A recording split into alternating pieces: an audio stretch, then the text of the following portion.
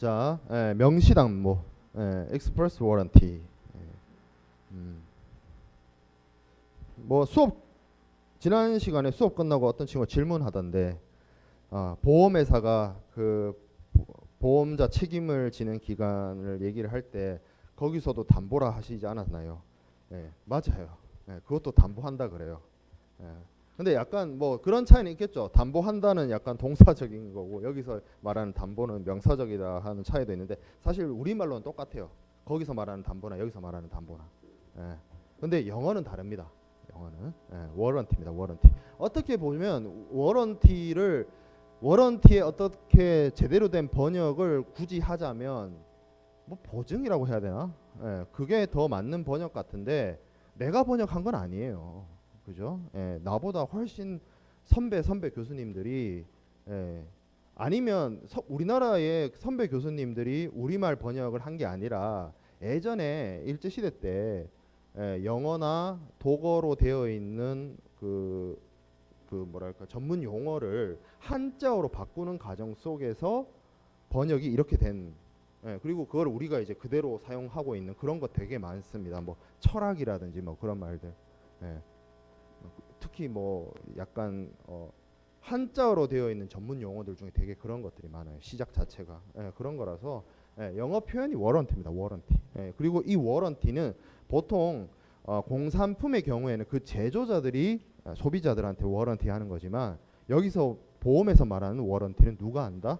피보험자가 한다. 피보험자가 보험자에게 한다. 그러면 이 피보험자가 보험자에게 워런티를 하는 이유는 뭐냐? 보험자가 피보험자에게 보상, 담보를 해주는 데 있어서 최소한의 요건들을 서류상으로 명시적으로 요구하는 거, 요구사항들이다라는 거죠. 네가 이거는 반드시 지켜주고 충족시켜줘야 내가 너에게 담보해 줄 수 있겠다, 보상해 줄 수 있겠다, 손해 발생 시에 보상을 할 수가 있다라는 것을 약속하는 것이죠. 그래서 그 담보에는 두 가지가 있다고 했습니다. 명시담보가 있고 묵시담보가 있고 그리고 명시담보는 반드시 보험계약서의 서면으로 들어간다. must be 얘기했죠. 그리고 그 명시담보의 첫 번째가 중립담보, 전쟁 위험으로부터 안전한 중립담보가 있었습니다. 자, 그 다음에 두 번째 명시담보의 종류는 안전담보가 있습니다. 안전담보, good safety. 화물이 안전해야 돼요. 안전해야 됩니다. 특정일, 특정한 기간 동안 언제라도 그래서 그 MIA 38조에 의하면 그 보험 목적물이라고 하면 뭐 선박이나 화물이 되겠죠. 그래서 그 선박이나 화물이 어떤 특정한 날짜에 무사하다, 안전하다라는 겁니다. 안전하지 않은 물건을, 안전하지 않은 배를 보험에 든다면 그거는 어떻게 보면 일종의 보험 사기를 노리는 그런 경우가 될 수 있기 때문에 기본적으로 보험에 드는 그 대상 물품은 안전한 물품이어야 합니다. 이 너무나 기본적인 거고요. 자, 두 번째가 아니라 세 번째가 되겠죠. 명시담보의 세 번째, 항해담보가 있습니다. 항해담보는 특정 지역의 항해를 금지하는 내용입니다. 보통 뭐 다른 지역이 추가되기도 합니다. 기본적으로 6개 정도 얘기하고 있습니다. 북아메리카에, 여기서 말하는 북아메리카는 캐나다 위쪽 말이에요. 발티케가 어딘지 알아요? 독일 위에 있는 바다 있죠. 스웨덴 상트페테르부르크에 있는 그 바다. 거기가 왜요? 바다가 거칠어요. 굉장히 거칩니다. 거기 북극해. 자,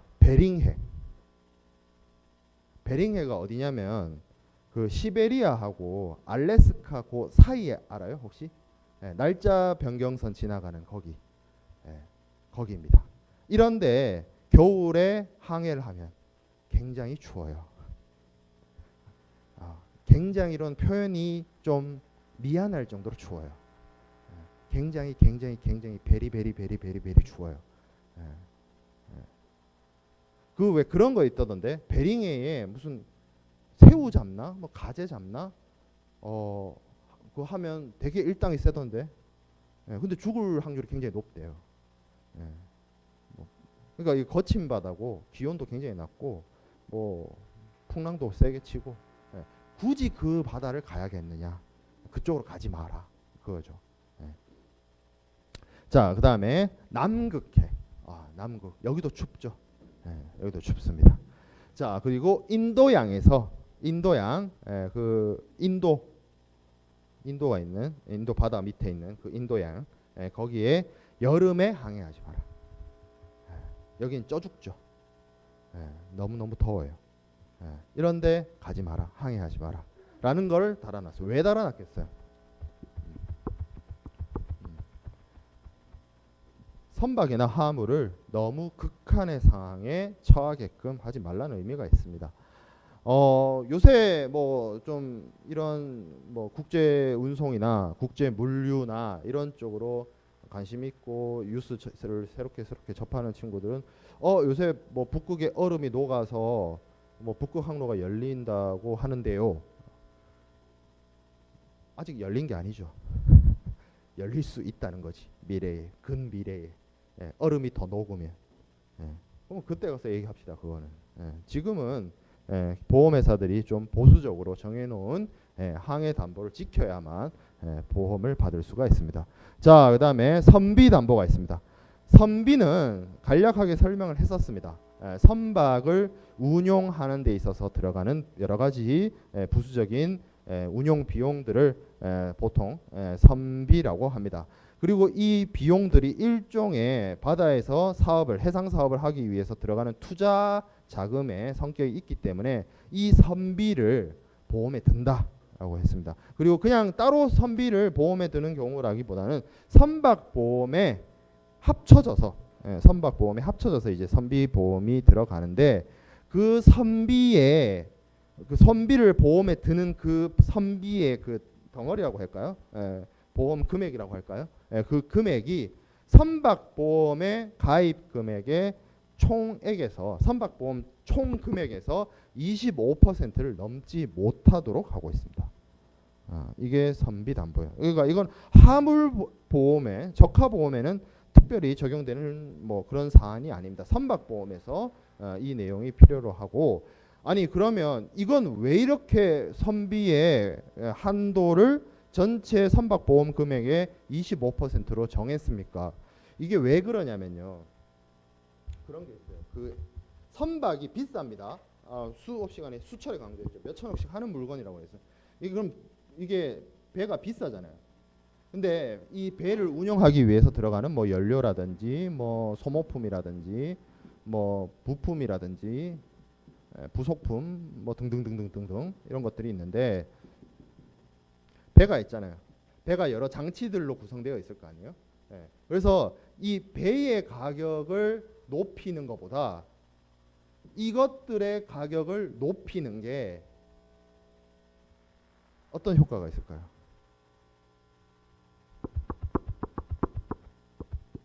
보험료가 싸집니다. 얘가 비싸잖아. 얘 비싸다 그랬잖아. 얘 한 3천억 해.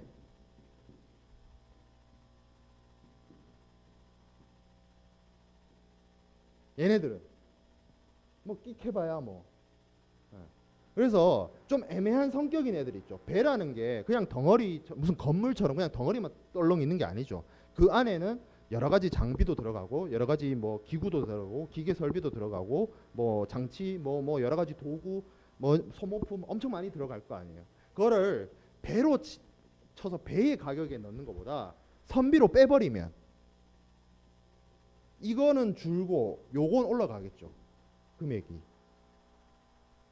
와닿아요. 이게 무슨 말인지 지금. 이걸 어떻게 설명해야 돼? 이런 거 있잖아요. 자동차가 있는데 자동차를 5천만 원짜리예요. 그리고 5천만 원인데 시트를 안 팔아요. 시트를 빼요. 그리고 4천만 원에 팔아요. 시트는 내가 사서 끼울게. 뭐 이런 식인 거야. 쉽게 말하면.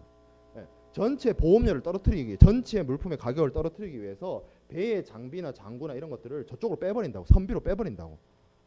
쓸 수 있는 소모품 쪽으로. 그러면 이거를 좀 심하게 해버리면 선박 전체 가격보다 이 선비에 들어가는 쪽에 보험이 더 금액이 커지는 수가 발생할 수 있습니다. 그래서 이걸 제한을 해놨어요. 영어 표정들 보니까 무슨 말인지 하나도 이해를 못하는 표정들인데 전부 다. 왜 그러지? 아니 그러니까 이게 뭐 예를 들어서 1억이 든다고 칩시다. 연료 배에 한번 기름 넣으면 1억만 들겠어. 뭐 한 1억 그래도 1억만 든다고 칩시다. 소모품 한 뭐 5억이 있다 칩시다. 부품 한 10억 있다고 칩시다. 부속품 뭐 이것도 한 5억 있다고 치자고요. 이게 부속품으로 따로 선비로 빼지 않고 이게 이 가격에 포함된다고 생각해요. 보험료가 어느 방향으로 하는 게 싸지는지. 그래서 이쪽으로 빼려고 한다는 거죠. 보험에 드는 사람들이 선박보험을 들려고 하는 거예요. 웬만한 거는 장비나 부속품이나 기구나 장치들 같은 경우에 그런 것 때문에 이 규정이 들어가 있습니다. 자, 묵시담보 있습니다. 묵시담보. 이거는 보험 계약서에 반드시 뭐 기록되거나 그런 건 아니지만 보험을 드는 피보험자라면 굳이 따로 언급하지 않아도 지켜져야 하는 그러한 사안들에 대해서 묵시담보라고 하고 있습니다. 묵시담보에는 그럼 어떤 것들이 있느냐? 가장 첫 번째 적법성 담보입니다. 적법성 담보. 모든 해상 사업은 합법적이어야 된다. 그리고 그 해상 사업은 위법을 해서는 아니 된다. 이게 묵시 담보인 이유가 있어요. 여러분들한테 생각을 해봐요. 여러분들이 뭐 이렇게 계약을 하는 데 있어서 법을 지키세요. 그거는 내가 태어난 나라에 내가 대한민국 사람이고 대한민국 국적을 가지고 있고 대한민국에서 살아간다면 대한민국 법을 지켜야 되는 거는 어떻게 보면 너무나 당연한 거잖아. 굳이 얘기하지 않아도, 굳이 조건으로 달지 않아도, 굳이 뭐 서류 작업을 하지 않아도. 그러니까 이건 묵시담보예요. 위법한 사업이어서는 아니 된다. 그 얘기죠. 자, 그다음에 가망성 담보. 가망성 담보는 뭐냐면 이것도 어떻게 보면 선박 보험과 관련되어 있는 부분인데 선박을 보험에 들 때는 그 선박은 반드시 해당 항해를 완료시킬 수 있는 해당 항해를 견딜 수 있는 감항성 seaworthiness를 갖추고 있어야 한다라는 거죠. 최소한 선박을 보험에 들 거면 그 선박이 바다에서 항해가 가능한 수준이어야 뭐 얘기가 되지. 배가 물에 뜨지도 않는 그런 걸 가지고 와서 배랍시고 보험에 든다라면 뭔가 좀 아니 되겠죠. 그래서 이런 것들은 굳이 언급하지 않아도, 굳이 보험 계약서에 쓰지 않아도 피보험자가 지켜야 할 워런티에 해당이 됩니다. 자, 그래서 우리가 지난 시간에 배웠던 고지와 담보를 좀 비교해서 살펴보겠습니다. 이 고지 의무와 담보 의무 둘 다 피보험자가 보험자에게 지는 의무에 해당이 됩니다. 둘 다. 그렇지만 고지랑 담보를 좀 구별을 하면 고지는 보험 계약 체결 전에 피보험자가 보험자에게 보험 계약과 관련된 내용들을 보험료 산정에 앞서서 사전에 알리는 거고, 담보는 보험자가 그 보상을 해주는 약속을 하기 위해서 피보험자에게 반드시 지켜야 되는, 그리고 존속되어야 하는 사안들에 대해서 요구하는 것입니다. 그리고 고지는 보통 이게 보험 계약 체결 전에 다 끝나버려요. 내가 뭐 어떤 상황이 이렇다. 그래서 계약서에 보험 증권의 내용이 들어가지 않습니다. 하지만 담보는 명시담보의 경우에 보험 증권상에 must be 하게 기록됩니다. 그리고 고지는 말로도 해도 돼요. 어떤 특정한 형식으로 할 것이 아니라 하는 것이 아니고, 담보는 명시담보의 경우에는 반드시 서면에 기록이 되고 엄격하게, 매우 엄격하게 충족되어야 합니다. 그리고 고지의 경우에는 이거를 잘못하게 되면, 고지 의무를 위반하게 되면, 뭐 여기 중요사항, 경미사항이 있는데 이걸까지 얘기하기에는 너무 여러분들한테 깊은 내용이기 때문에 그냥 중요한 사안에 대해서 고지를 하지 않으면 보험 계약이 취소될 수 있다. 취소가 되면 보험 계약이 무효되죠. 무효돼서 없던 일이 돼버릴 수 있습니다. 자, 담보의 경우에는 담보를 이게 담보가 보험자가 피보험자한테 약속시킨 거예요. 너 이거는 있어야 돼. 너 이거는 반드시 충족해야 돼. 너 이러한 사항은 보험 기간 동안 계속 존속해야 돼. 그런 것들이기 때문에 이게 없어지게 되면 그 이후부터는 보험 사고가 발생하더라도 보험자가 면책되게 됩니다. 이런 차이가 있습니다. 고지와 담보의 비교 차이점. 자, 그 다음에 통지 의무입니다. 통지 의무. 통지 의무는 사실 간단해요. 이건 뭐라 그랬어요? 사고 나면 보험자에게 알리는 것을 통지 의무다라고 했습니다. 근데 보험 쪽에서 얘기하는 통지는 사고 발생 시 알리는 건 너무나 당연한 거고요. 위험이 보험자가 직접 알 수 없는 여러 가지 사안들이 있을 수 있어요. 그 해상 사업을 하는 동안. 그래서 피보험자가 어떤 상황이 변동했다든지 주변 상황이 변동해서 어떤 보험 목적물에 대한 위험이 변동을 했다라고 한다면 그 사실을 보험자에게 알리는 것도 통지 의무에 해당이 됩니다. 위험이 증가했다. 뭐 내지는 뭐 그런 경우에도 알려라. 사고 발생 말고도. 그리고 통지는 MIA의 규정이 없어요. MIA 규정이 따로 통지 의무에 대해서 규정하고 있지 않습니다. 그냥 우리나라 상법에 뭐 통지를 위반을 했을 때 뭐 보험 계약을 해지할 수 있다. 보험자가 뭐 이런 내용을 담고는 있는데 MIA 규정이 없어서 조금 뭐 그런 측면이 있어요. 자, 그래서 보험 사고가 발생하면 보험자에게 반드시 알려야만 보험자는 이를 바탕으로 보험금을 산정하거나 사고에 대한 대처를 할 수가 있기 때문에 이거는 통지 의무는 피보험자의 중요한 의무로서 반드시 지켜져야 할 사안입니다. 자, 5주차 강의 자료로 넘어가도록 하겠습니다.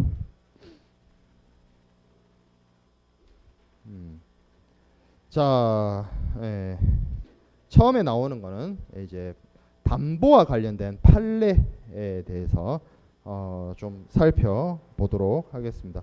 뭐 판례를 스터디하는 게 사실 뭐 학부 수업에 뭐 맞느냐 안 맞느냐 뭐 이런 이야기도 있을 수는 있는데 그래도 우리가 앞서 배운 여러 가지 개념들, 보험 해상보험과 관련된 여러 개념들을 이해하는 데 있어서 사례를 좀 살펴본다라는 취지에서 너무 깊지 않은 내용, 너무 어렵지 않은 내용들 위주로 제가 몇 가지를 강의 자료에 소개를 하고 있습니다. 이것들은 교재에는 없습니다.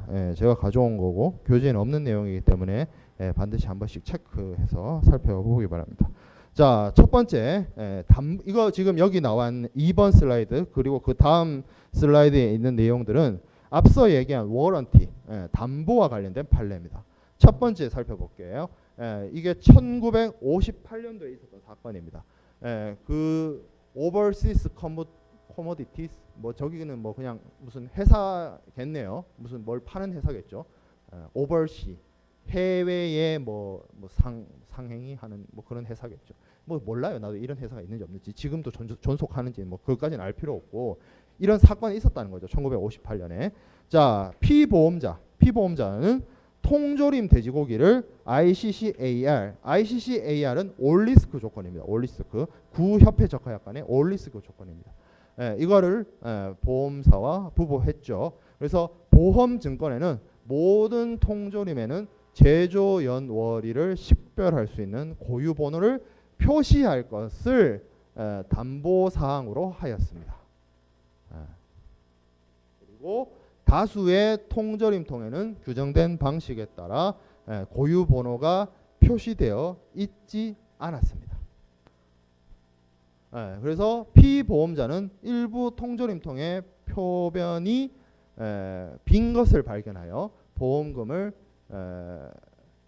청구했으나 보험자는 담보 위반을 이유로 보험금 지급을 거절하였다라고 되어 있습니다. 자, 여기서 여러분들이 이슈가 될 수 있는 부분이 물품의 제조 연월일을 표시를 하는 게 담보입니까? 담보가 될 수도 있고 안 될 수도 있어요. 앞서 우리가 담보의 종류에 명시담보, 묵시담보를 쭉 살펴봤는데 제조연월일을 표시하는 담보는 없었어요. 그러니까 일반적인 담보는 아니에요, 저게.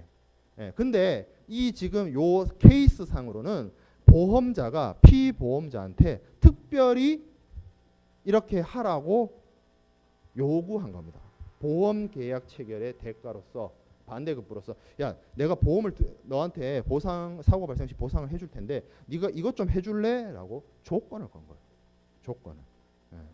그리고 그 사항을 피보험자가 몰랐던 게 아니에요. 알고 있었어요. 보험 계약 시, 체결 시에 조건을 걸었으니까.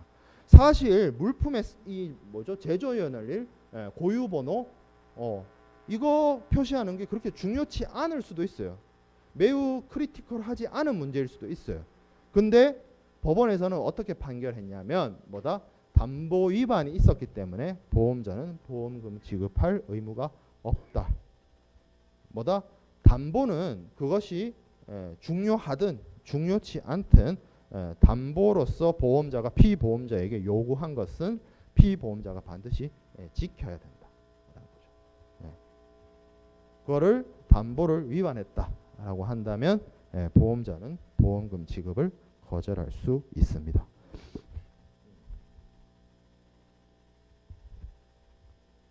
자, 두 번째 1924년에 있었던 사례입니다. 요거는 기간보험으로 선박보험을 체결했는데 피보험자는 6개월에 대한 운임의 보험 가입 금액을 13,750파운드 이상 보험에 가입하지 못한다는 명시담보가 있었다. 이건 선박보험과 관련된 거니까 그런 문제고 이제 이 운임이란 게 일종의 뭐 부대 비용이죠.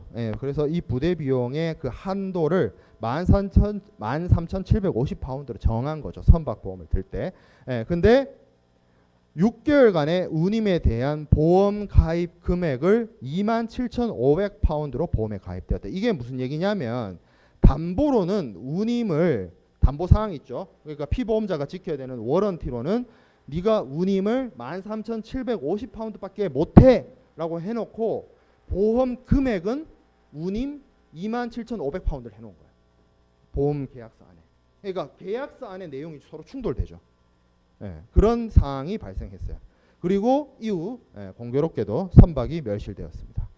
그래서 보험자가 담보 위반을 이유로 면책을 주장하였습니다. 왜 면책을 주장했어요? 분명히 워런티 상으로는 운임은 13,750파운드니까 여기까지만 내가 뭐 책임지겠다.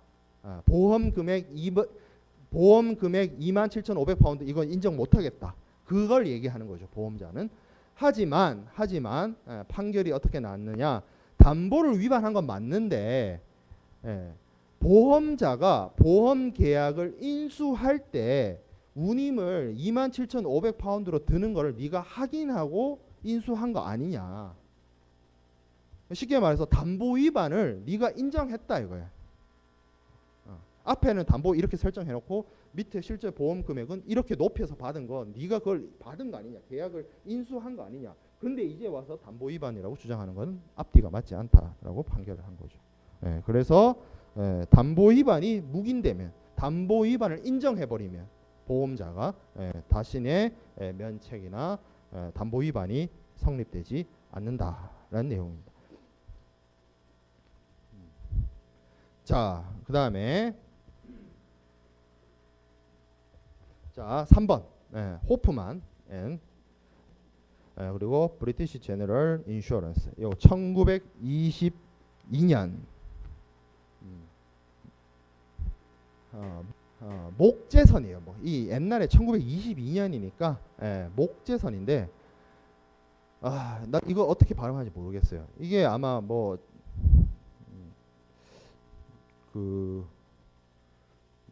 어떤 지명인데 약간 저 동유럽 쪽인 것 같아. 뭐 저기 혹시 구글 맵 이런 거 찾아볼 친구들은 한번 찾아봐요. 울리아 부르크 뭐 이렇게 읽어야 될 것 같은데 여기서부터 그 위까지 항해 구간에 대해서 보험이 가입되어 있었습니다. 목재선이에요. 목재선. 이거 우리가 얘기 알고 있는 철재선이 아니고 목재선인데 스쿠너선 이렇게 되어 있습니다. 스쿠너가 뭐냐면 그 범선에 범선의 가장 마지막 발전 단계가 스쿠너입니다. 그래서 이렇게 생긴 범선이 있어요.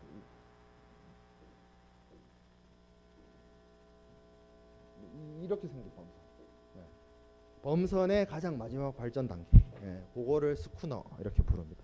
네. 근데 이 스쿠너선이 역풍을 만나가지고 엘시노어 모르겠어요. 네. 발음 어떻게 하는지. 네. 이 항구로 들어갔다가 다시 그곳을 떠나서 항해 도중에 심한 돌풍을 만나서 적재한 목재의 부력을 이용해서 엘시노어로 다시 되돌아갔다.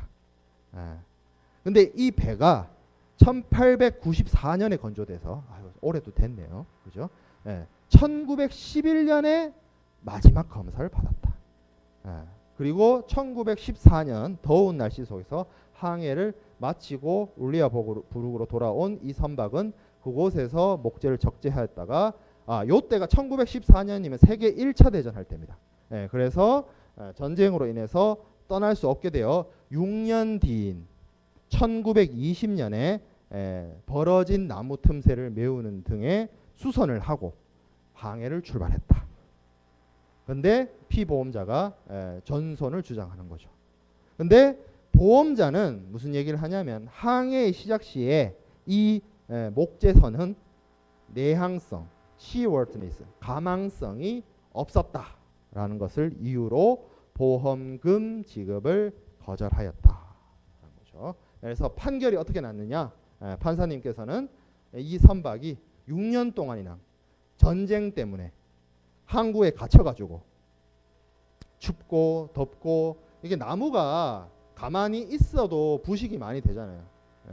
철제하고 좀 다르게 그러한 추위와 더위를 겪어가면서 부식되고 침식되었고 그리고 겨우 수선을 한답시고 한 행위라는 게 나무 틈새를 겨우 메우는 수선 작업이었는데 이것도 꼼꼼하지 않았다라는 거죠. 그럼 결론은 뭐예요, 이게 지금? 너무도 이게 사고는 1921년인가 20년인가 그때 났고 이 배는 만들어진 게 1894년에 만들어졌어요. 그러니까 나무 배를 만든 지 30년도 지났고 6년 동안 전쟁 때문에 안 썼고 수선도 대충 됐고 결론은 뭐야? 배가 아닌 거지. 정상적인 항해를 할 수 없었던 배였던 거예요. 그러면 이건 뭐다? 앞서 얘기했던 담보 중에 무슨 담보? 묵시담보. 묵시담보 중에서도 뭐? 가망성 담보 위반입니다.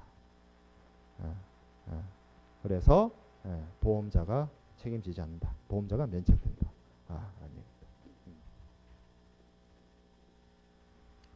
뭐 말이 긴데 내용은 쭉 긴데 사실 이것도 엄청 줄인 거예요. 판결 그 문에 있는 내용 중에 일부만 가져왔는데도 이렇게 내용을 줄인 내용인데 핵심은 뭐다? 가망성 담보 위반이다.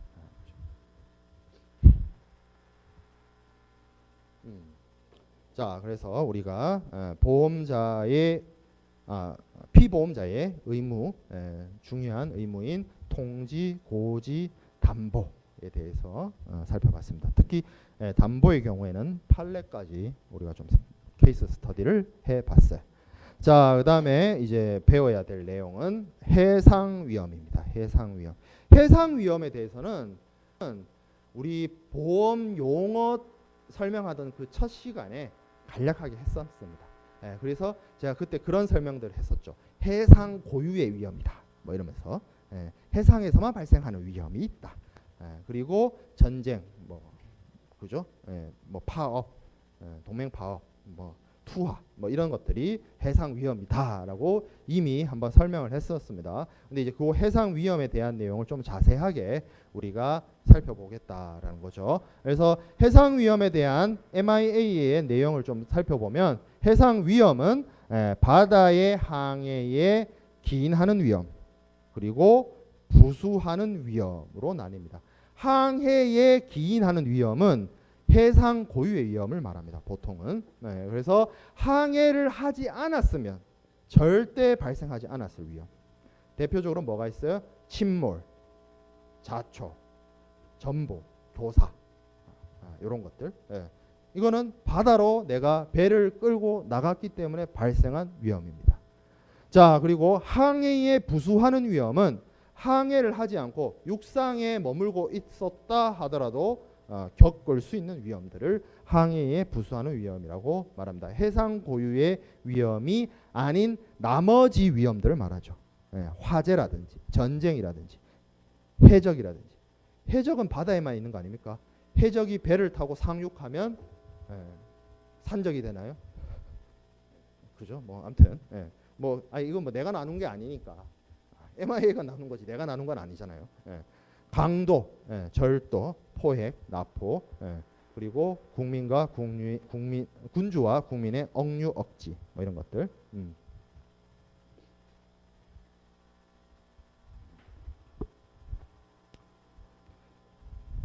인류 역사상 가장 유명한 해적 잭 스패로 그러지 말고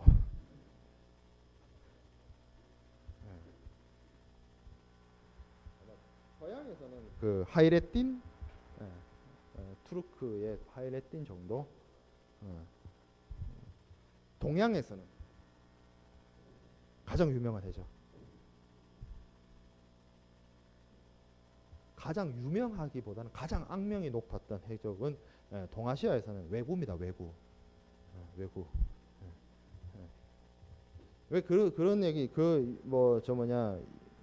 국사 시간에 그런 얘기 안 배웠어요? 뭐 저 고려 말에 하도 왜구가 쳐들어와 가지고 해안 면리 바다로부터 면리까지는 사람을 살게 하지 않았다.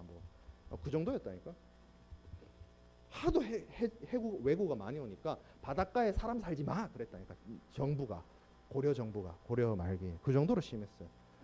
그리고 그 조선을 세운 태조 이성계 있죠. 태조 이성계가 가장 유명했던 전공이 황산대첩인데 그게 전라남도 남원 쪽이에요. 전라남도 남원에서 엄청난 숫자의 왜구하고 싸워가지고 전승을 했어요. 근데 왜 남원입니까? 아까 얘기했죠. 해적이 어떻다고? 왜구가 어땠다고? 배를 버리고 육상으로 상륙을 했다니까요. 그래서 육상에서 싸웠어요. 그래서 이겼어. 그 되게 유명한 전투입니다. 그 전투로 인해 가지고 이성계가 중앙정계로 진출하는 계기가 된 사건인데 어찌 됐든 그렇죠. 그래서 해적 지금도 있잖아요. 어디 가면 소말리아 가면 해적이 있죠. 뭔가 되게 이 여러 가지 그 헐리우드 영화나 게임으로 인해 가지고 되게 낭만스럽게 이게 비춰지는 거지만 사실 이게 그렇게 뭐 좋은 건 아닌 것 같아요. 어찌됐든 해적 이런 것들이 이제 항해에 부수하는 위험입니다. 자, 그리고 해상보험은 바다에서 발생하는 위험에 대해서만 부보하는 것이 아닙니다. 여기 육상 위험으로 확장 이렇게 되어 있는데 나중에 내용도 있을 거예요. 아마 협회 적하약관 할 때 하든지 할 텐데 그 신협회 적하약관에서 살펴보면 이게 이 보험자의 담보 위험이라는 것이 해상 구간에만 국한되지 않고 육상 구간으로도 이렇게 확장되고 있습니다. 그런 것들도 위험에 들어가겠죠. 자, 그래서 해상 위험을 좀 나눠서 살펴보면 첫 번째 담보 위험.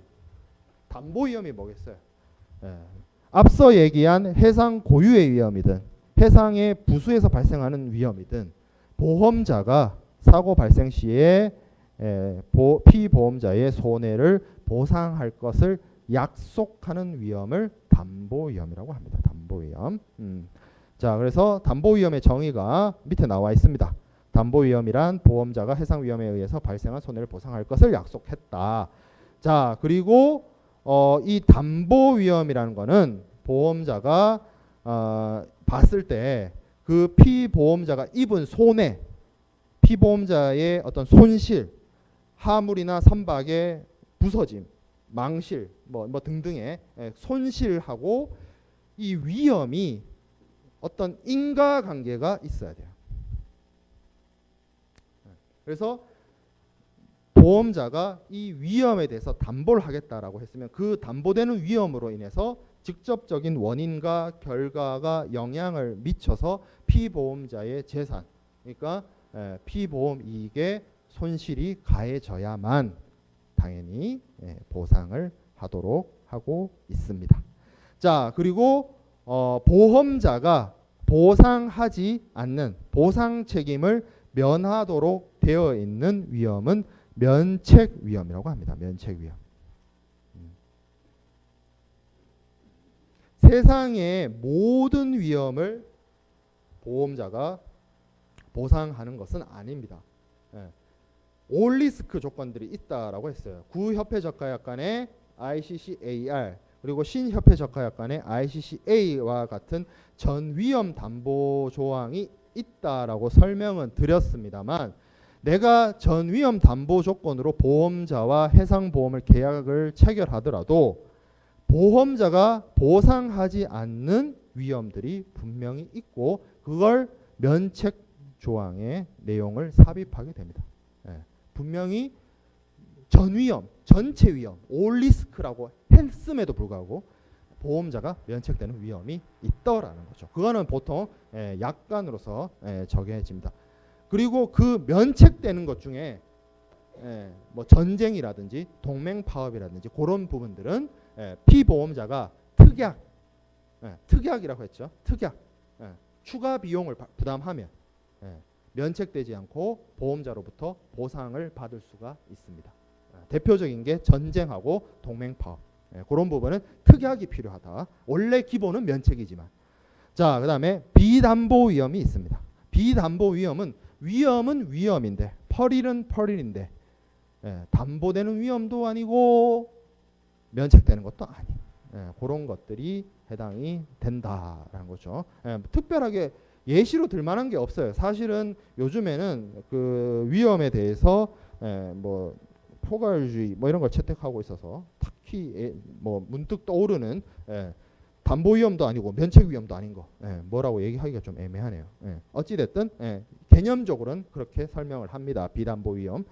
자, 그래서 이 해상 위험을 담보하는 방식을 크게 두 가지 방식으로 나눠서 얘기할 수 있습니다. 첫 번째가 포괄 책임주의가 있고요. 열거 책임주의가 있습니다. 그러니까 앞에서 얘기했던 해상 위험들 있죠. 해상 고유의 위험. 그리고 해상 고유의 위험이 아닌 하재, 뭐 전쟁, 뭐 해적, 강도, 절도, 도난, 뭐 등등등등 이런 위험들을 보험자가 담보를 하는데 그 담보를 할 때 약속을 피보험자와 보험자가 할 거 아니에요. 그래서 그 약속을 어떤 방식으로 하냐 이거. 어떤 방식으로 하느냐. 첫 번째 우리가 살펴봐야 될 게 열거 책임주의가 있습니다. 열거 책임주의. 이거는 뭐냐면 보험자가 책임을 져주는 해상 위험을 보험 증권이나 보험 계약서에 쭉쭉쭉쭉쭉쭉 나열해 놓는 거예요. 앞서 얘기한 것처럼 뭐 자초, 침몰, 교사, 전복, 해적, 하재, 뭐 전쟁, 내란, 뭐 해적, 강도, 도난, 투하 쭉쭉쭉쭉쭉 다 적어 놓는 거예요. 이거는 좋은 점이 있죠. 어떤 좋은 점이 있어요? 명확합니다. 그죠? 근데 단점은 뭐예요? 그 나열되어 있는 거에 딱 정확하게 내 손실 손해와 직접적으로 인과관계가 없으면 보상을 못 받을 수가 있어요. 그렇죠? 그런 것들을 열거 책임주의라고 하는데 협회 적하약관상에서는 구약관에서는 ICC-FPA 그리고 ICC-WA 그리고 ICC-C하고 ICC-B 요거는 두 개는 신협회 적하약관, 요거 두 개는 구협회 적하약관입니다. 이거 내용 궁금해하지 말아요. 어차피 중간고사 끝나고 여러분들 항상 얘기하죠. 귀에 따까리가 앉을 정도로 자세하게 설명을 해줄 것이다. 자, 포괄 책임주의가 있습니다. 포괄 책임주의. 이건 뭐냐면 이런 방식이에요. 어떻게 한다. 여기 있네요. 요 두 번째 줄에 면책 위험, 이해의 일체의 위험. 이게 무슨 말이에요? 보험자가 면책이 되는 위험을 제외한 모든 위험을 보상한다는 거죠. 이게 네거티브 방식, 포지티브 방식 그렇게 생각해도 이해가 충분히 와닿을 거예요. 그러니까 보험자인 내가 피보험자한테 보상해 줄 수 있는 위험들을 쭉쭉쭉쭉쭉 하나 일일이 쭉 열거하는 방식이 있을 수 있고 내가 너한테 못 해주는 거를 얘기하고 요거 빼고는 다 해줄게. 해주는 거. 그 차이인 거죠. 그렇게 위험 담보를 하는 방식을 포괄 책임주의라고 하고 협회 적하 약관의 구협회 적하 약관은 ICCAR All Risk 그리고 신협회 적하 약관에서는 ICCA라고 합니다. 이렇게 나뉘어요. 이렇게 나뉜다. 해상 위험의 담보 방식은. 자, 그래서 해상 위험의 종류에 대해서 우리가 뭐 이미 수업 시간에 중간중간에 제가 자세하게 그래도 설명을 했지만 그래도 여러분들이 정확한 어떤 워딩을 공부하는 게 필요하기 때문에 좀 설명을 하겠습니다. 자, 위에 있는 거는 해상 고유의 위험입니다. Peril of the Sea. 우리가 첫 시간에 얘기를 했어요. 해상 보험에서 말하는 위험은 리스크라고 얘기하지 않는다. 해자드라고 하지 않는다. dangerous라고 하지 않는다. 뭐라고 한다? peril이라고 한다. 나에게 손실이나 손해를 입힐 수 있는 원인. 손인. 그래서 peril이라는 표현을 씁니다. 리스크는 뭐라 그랬어요? 그냥 그 위험 그 자체. 해자드는 뭐라 그랬어요? 내가 위험한 상태. 내가 총이 겨눠졌어. 뭐 이런 거. 그런 거. 근데 내가 입을 수 있는 손실이나 손해에 직접적으로 영향을 줄 수 있는 그 원인이 무엇이냐를 peril이라고 한다고 했는데 이 해상 고유의 위험은 뭐예요? peril of the sea입니다. 바다에서만 발생할 수 있는 거죠. 그래서 침몰, sinking, 자초, stranding, 그리고 충돌, 뭐 collision 이런 것들. 그리고 요거 외에도 뭐 있어요? 써놨는데 교사 하나 둘 셋 넷 다섯 번째 줄에 진흙이나 모래와 같은 부드러운 거에 탁 걸리는 거, 밀물 썰물 이런 것 때문에 탁 걸리는 거, 그거를 교사라고 합니다. 교사. 그리고 세 번째 줄에 자초는 뭐예요? 딱딱한 물체에 걸리는 거, 암초에 걸리는 거, 그거를 stranding, 자초라고 합니다. 자, 그리고 충돌인데 충돌. 요거는 선박이 물 이외의 물체와 접촉하는 거. 보통은 이런 거예요. 다른 선박하고 부딪힌다든지 아니면 해상 구조물하고 부딪힌다든지 항구의 뭐 여러 방파제나 항구의 시설물하고 부딪힌다든지 그런 것들을 보통 충돌이라는 표현을 사용을 합니다. 그러니까 다른 거죠. 다 의미가 조금씩 다른 거죠.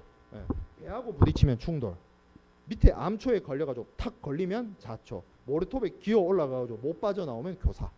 비슷비슷한 것 같지만 다 다른 의미로, 다른 표현으로 기록이 되고 있다라는 거죠. 자, 그리고 악천후.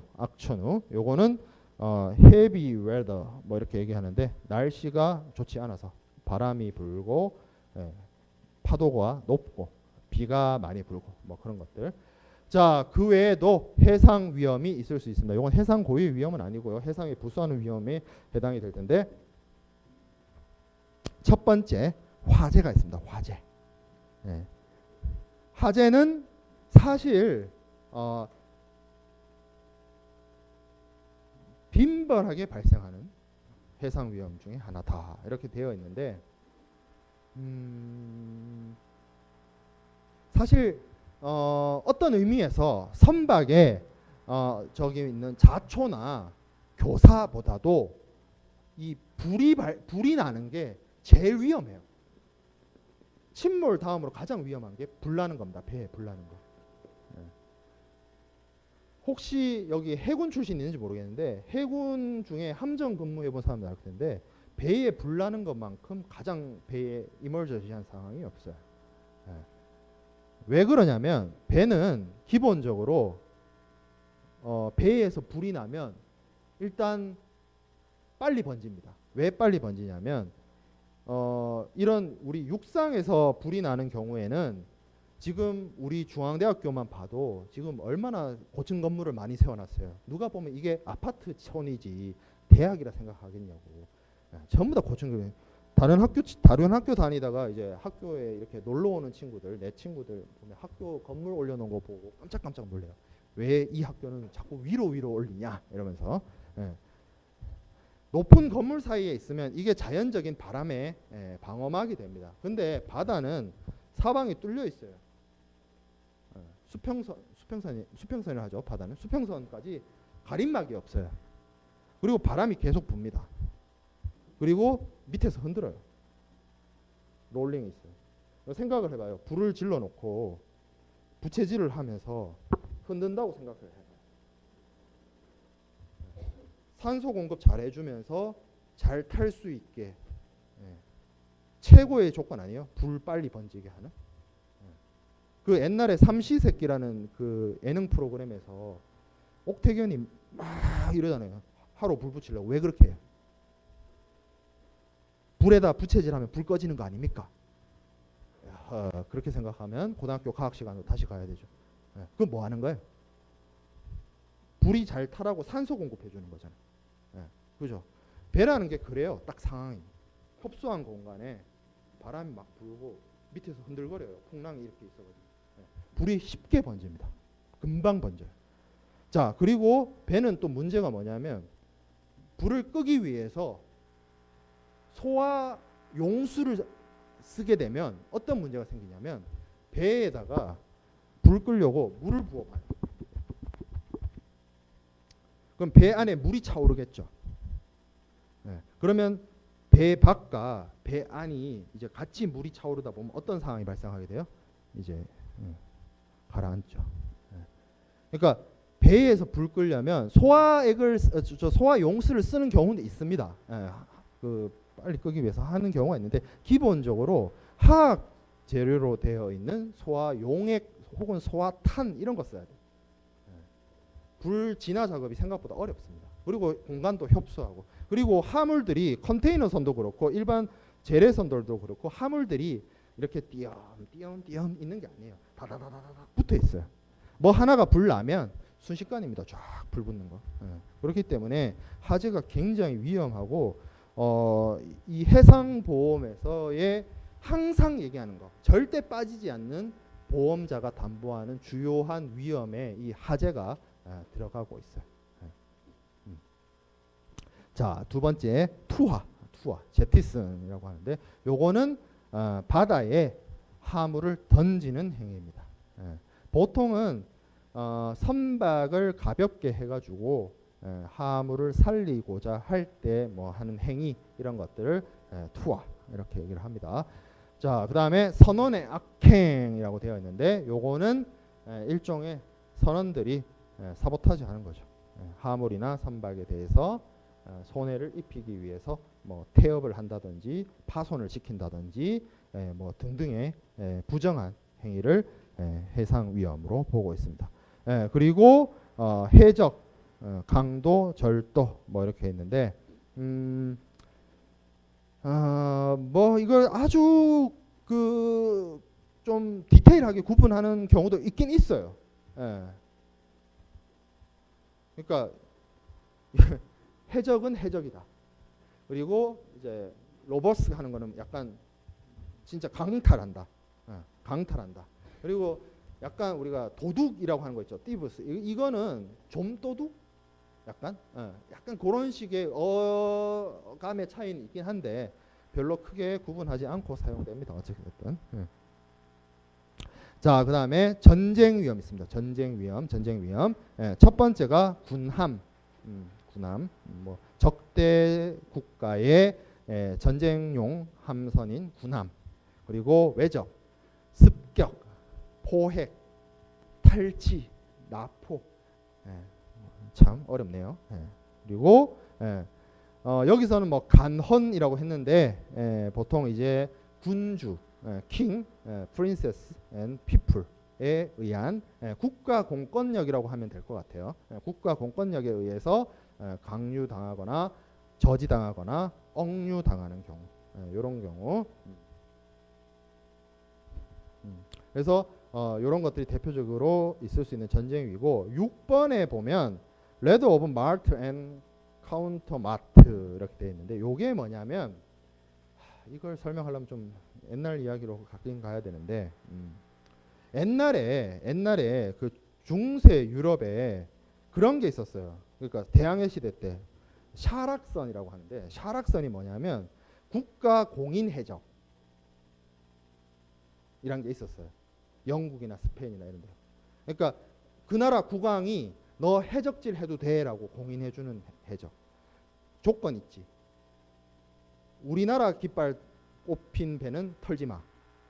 예. 그리고 네가 다른 나라 배는 털어도 되는데 네 반, 내 반. 아니 너무 많이 떼가시는 거 아닙니까? 그럼 너 감옥. 그러니까 동네 유명한 해적들이 영국 사람이야. 그럼 영국 왕이 불러요. 와봐. 내가 너 이때 동안 나쁜 짓 한 거 내가 면해줄게. 대신 국가를 위해서 해적질을 해라. 그게 실제로 있었어요.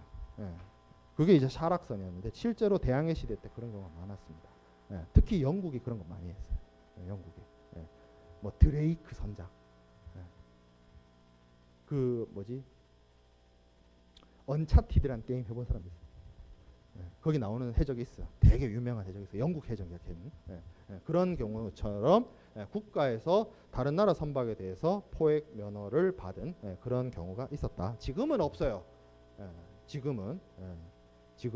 지금이 무슨 왕자의 게임 시대도 아니고 어느 나라가 다른 나라 배 털라고 면허를 준다고 생각을 해봐요. 그 나라가 외교적으로 어떤 곤란이 빠질 수 있을지 생각을 해보면 지금 현재로서는 있을 수 없는 일행입니다. 옛날에 있었다는 거죠. 자, 그 다음에 위에 여러 가지 들어가는 전쟁 위험이라든지 해상 고유의 위험이라든지 이런 것들에 해당되지 않는 기타 모든 위험을 SG 팔리시에서 정하고 있습니다. 이런 것들은 뭐 나중에 뭐 구보험증권 보험증권 공부할 때 다시 이어서 나가도록 할게요. 위험의 변경부터는 쉬는 게 아니라 마치고 목요일날 우리 정상 수업 맞죠? 쉬는 날이 많아서 그죠? 10월 4일날 이어서 하도록 하겠습니다. 수고했어요.